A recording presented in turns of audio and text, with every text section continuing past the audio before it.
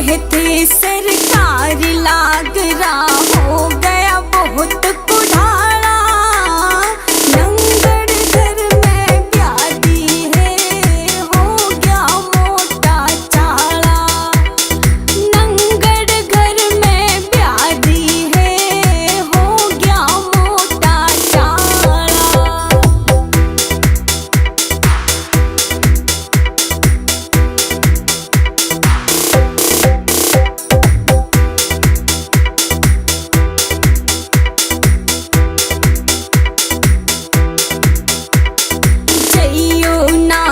बिचौले का घर का कीमत जिसने मारी।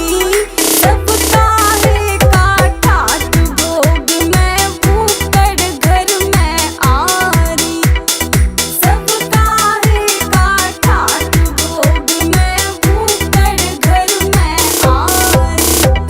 मुश्किल होगी भारी है यो ईब सराम रुखाड़ा।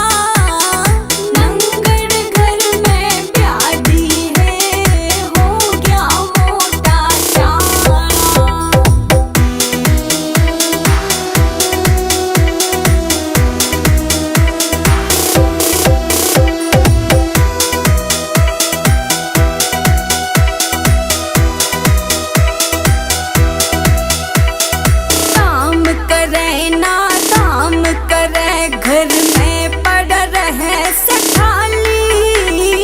हार श्रृंगार छूट गया सारा चेहरे की झड़गी लाली।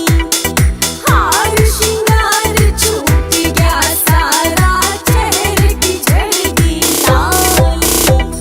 सास मेरी घनी कलिहारी हरदम रखे सैतारा।